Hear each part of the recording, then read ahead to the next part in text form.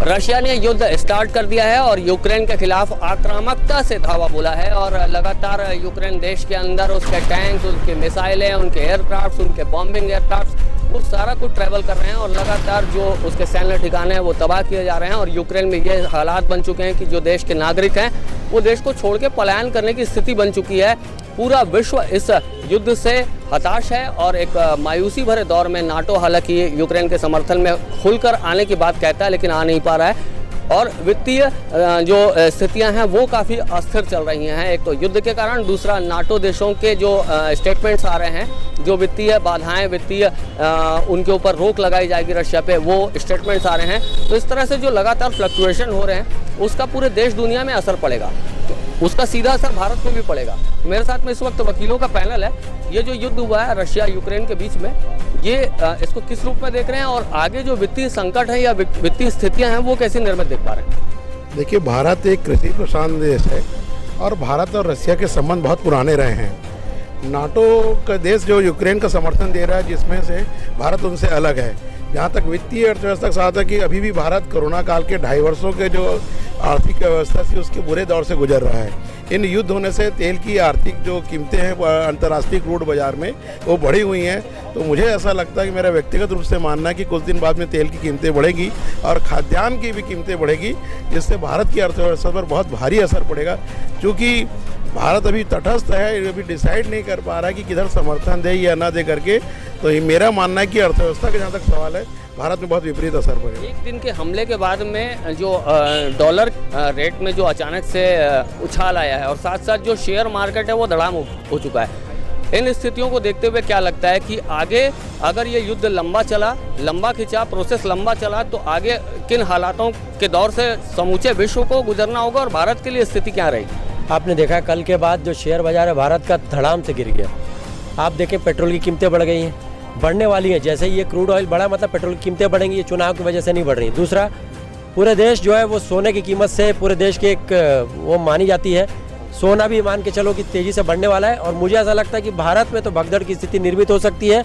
लोग अब क्या कर रहे हैं, डर की वजह से पेट्रोल भरा रहे हैं, भंडार कर रहे हैं, खाना भर रहे हैं, वहाँ पर विवाद हो रहा है। लेकिन यहाँ पर लोग डर के भय के माहौल में है और उस वजह से बहुत बड़ी हानि हो रही है। कोरोना के अपन इस दौर से निकले हैं, आज भी भारत का जो आदमी बहुत गरीब हो चुका है। और अगर ऐसे प्रतिबंध निकलेंगे, आप देखिए एक घोषणा होती है अमेरिका की कि मैं लड़ाई में जाना चाहता हूँ, रशिया की लड़ाई में जाना चाहता हूँ, पूरा शेयर बाजार खत्म हो जाता है। मुझे ऐसा लगता है कि बहुत विपरीत स्थिति और बहुत खराब स्थिति से भारत गुजरेगा आने वाले। ये बहुत सही स्टेटमेंट इन्होंने उठाया कि जो भी अगर आप किसी भी न्यूज़ चैनल्स पे अगर आप कोई ब्रेकिंग देखते हैं और उस ब्रेकिंग में बहुत बड़ी घोषणा है, चाहे वो अमेरिका की ओर से की जा रही है, चाहे वो रशिया की ओर से की जा रही है, या फिर जो नाटो समर्थित देश हैं उसकी ओर से, चाहे इंडिया के प्रधानमंत्री कुछ कहते हैं, उन एक स्टेटमेंट्स पे पूरे विश्व का जो शेयर मार्केट है वो फ्लक्चुएट होता है, अप्स एंड डाउन्स में आता है और जो सोने की स्थिति है उसके भाव असीमित और अनिश्चित होते हैं। तो इन स्थितियों को देखते हुए क्या लगता है भाई साहब, जैसे अनाज का संकट है, तेल के संकट के साथ साथ सारे संकट जुड़े हुए हैं, तो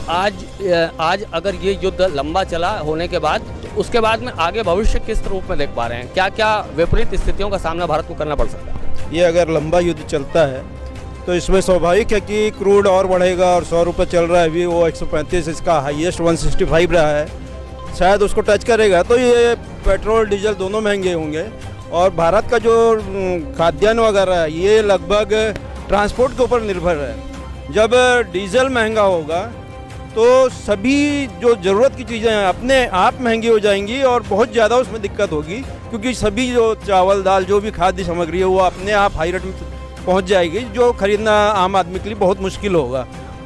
ये जो स्थितियां हैं ये लगातार ऐसी बातें क्षण के सामने आ रही हैं। आप थोड़ा सा सामने आ जाएंगे, आप ये बताएंगे कि जैसे कि जो भारत की स्थिति है अभी, जो कोरोना काल से हम अभी उबर भी नहीं पाए हैं और उसके बाद में ये स्थिति निर्मित हो रही है कि अब युद्ध के हालातों पे आगे जो है स्थितियाँ बहुत ज़्यादा विपरीत होने वाली हैं। तो आगे कौन कौन सी ऐसे हालात होंगे जिनसे भारतीयों को निपटना पड़ेगा, खासकर गरीब वर्ग? देखिए, जहाँ तक सबसे पहले तो एक बात ज़रूर कहना चाहूँगी, कहीं भी युद्ध लड़ाई कभी किसी के लिए अच्छा रहा ही नहीं दुनिया में। चाहे वो अपनी देश की बात करें, विदेशों की बात करें, चाहे विश्व की बात करें, हम कभी भी विवाद, आपसी लड़ाई झगड़े, ये कभी किसी के लिए अच्छा नहीं रहा। लेकिन जिस तरह से अभी यूक्रेन और रूस की स्थितियाँ पैदा हुई है, उससे पूरे विश्व में परेशानियों का सामना, देखिए आप लगातार अभी देखें कि 2-3 दिनों में बच्चों का जो हालात, लोगों ने सोचा कि कुछ ऐसा रहा कि हमारे जो बच्चे वहाँ फंसे हैं उन लोगों को लाने की जो प्रक्रिया पूरे भारत में चल रही है, हमारे पूरे विदेश मंत्रालय से पूरी लगातार छत्तीसगढ़ सरकार, माननीय भूपेश बघेल जी ने भी आज कहा है कि उन्होंने हेल्पलाइन नंबर जारी किया हुआ है और दिल्ली में उन्होंने एक कमेटी गठित कर दी है उन बच्चों के सुविधाओं के लिए। लेकिन देश की हालात, चाहे किसी भी देश की लड़ाई हो, क्योंकि आज आयात और निर्यात प्रत्येक देशों में एक दूसरे के साथ होता है, व्यापारिक संबंध है। तो जब कोई भी देश में लड़ाई हुई, समझिए कि वहाँ की जो सामग्री निर्यात होना, आयात होना है हमारे यहाँ, वो दोनों की स्थितियाँ विपरीत हो जाएगी। तो विपरीत होने के बाद आप ऐसा, हर वस्तु की रेट बढ़ेगी। और खाद्य सामग्री से लेकर, एक समय था जब हमारे यहाँ जब खाद्य सामग्री, खाद्यान्न का जब अकाल पड़ता था तो विदेशों से, अमेरिका से जो गेहूँ आता था उस ज़माने में, देखिए क्या दाने डाल के बेच के, आज देखिए क्या स्थितियाँ परिस्थितियाँ हुई। तो ये जो अनाज का उत्पादन से लेके, भंडारण से लेके जो व्यवस्थाएं हैं, आज 2 साल में, कोरोना काल में पूरे विश्व के हालात खराब हो गया। और जहाँ तक मध्यम वर्गीय परिवार और गरीबों के हालात का, तो आप लोग खुद जायजा लेके लगातार लोगों को। भारत में अब तक ये स्थिति है कि भारत ने इस युद्ध के हालातों पे अभी तक कोई स्टैंड नहीं लिया। हालांकि रशिया के जो पुतिन साहब हैं उनसे बात हुई है मोदी जी के, लेकिन अब जाकर स्टैंड ले रहे हैं। हालांकि रशिया हमारा दोस्त है, हमारे मित्र देशों में आता है, तो उस वजह से भी भारत इन विषयों से अपने आप को अलग रखा हुआ था। अभी जो स्थितियाँ देखने को मिल रही है उसमें भारत का रुख क्या होना चाहिए? भारत का रुख बहुत स्पष्ट है। मेरे ख्याल से तो भारत को अभी साइलेंट रहना चाहिए, क्योंकि अभी हमने तालिबान और अफगानिस्तान का हाल देखा है कैसा चला है, जिसकी वजह से महंगाई जो है चरम सीमा पे पहुंची। कोरोना में हम लोग 2.5-3 साल ऐसे ही परेशान रहे। इसके बाद मैं ये कहूँगा कि अभी जो रसिया और यूक्रेन का युद्ध चल रहा है, अगर इसमें बाकी कंट्री नाटो को लेकर अगर समर्थन में आएंगे या कुछ बातें होंगी, तो इसका विपरीत पूरे विश्व पे इसका जो है अच्छा असर नहीं पड़ेगा और बहुत हानि होगी, और हर तरह से हानि होगी, चाहे मनुष्य के रूप में हानि हो, चाहे महंगाई के रूप में हो। इससे पीसना मनुष्य को ही है, आदमी को ही है, नागरिक को ही है। अच्छा, इन हालातों से बचने के कोई रास्ते अगर सुझा सकते हैं तो इन हालातों से बचने के लिए क्या करें? जो स्थितियाँ हैं वर्ल्ड वाइड लेवल पे, उसको तो टाला नहीं जा सकता, चाहे अगर युद्ध हो या युद्ध विराम हो, वो बड़े सीमाओं पे जाता है बातें। इन स्थितियों पे अगर युद्ध चलता है, तब भारतीय नागरिकों को या भारतीय जो वित्त का लेखा प्रबंधन करने वाले हैं या भारत के जो वित्त मंत्री हैं या किसी स्टेट के वित्त मंत्री हैं, उनको क्या सुझाव जाता है?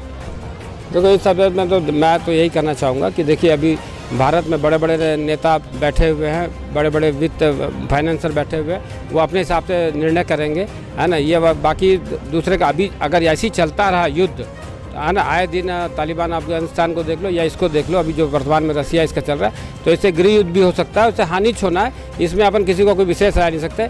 और सबसे बड़ी चीज़ है कि शांति सबको पसंद है, शांति इनको खुद स्वयं से आगे आकर निर्णय लेना चाहिए कि हमें शांति पसंद है, तो शांति से अपने हिसाब से कार्य करें और युद्ध को वो करें। रशिया और यूक्रेन के बीच में चाहे जो भी पारिस्थितिक तंत्र बने हों या जिस हालात के तहत रशिया को यह कदम उठाना पड़ा, और यूक्रेन जिन हालातों को देखते हुए रिटेलिएट कर रहा है, और नाटो देश जो लगातार समर्थन देने की बात तो कह रहे हैं, लेकिन खुल के समर्थन अब तक यूक्रेन को नहीं मिल पाया है। उन हालातों को देखते हुए हमारा भी ये एक सुझाव है या कहना है, या जो भी जानकार हैं उनका यही, और सभी लोग यही चाहेंगे कि युद्ध कभी भी किसी स्थिति का हल नहीं हो सकता, लेकिन अगर हालात इसी तरह से चलते रहे और हालातों को झेलना ही एक मजबूरी है, तो जाहिर सी बात है वित्तीय संकट, वित्तीय स्थितियों का गड़बड़ाना, शेयर मार्केट का नीचे आ जाना और पूरे कारोबारों का ध्वस्त हो जाना, अनाज संकट का पैदा होना, पेट्रोलियम संकट का पैदा होना, ये सारे हालात विश्व समुदाय को झेलने होंगे। और इनका सीधा असर, एक बहुत बड़ी आबादी है भारत की, उस बहुत बड़ी आबादी पे इन वित्तीय संकट का सीधा असर भारत के एक एक जनता, एक एक नागरिक पे पड़ने वाला है। तो इन स्थितियों को देखते हुए भारत को भी एक अच्छा स्टैंड लेते हुए, भारत के जो आला नेतृत्व कमान है उनको अच्छा स्टैंड लेते हुए कहीं ना कहीं इस विषय पे गंभीर होने की ज़रूरत है। नेशन फर्स्ट ABK न्यूज़ के लिए छत्तीसगढ़ के दुर्ग से मैं हूं शशिकांत तिवारी।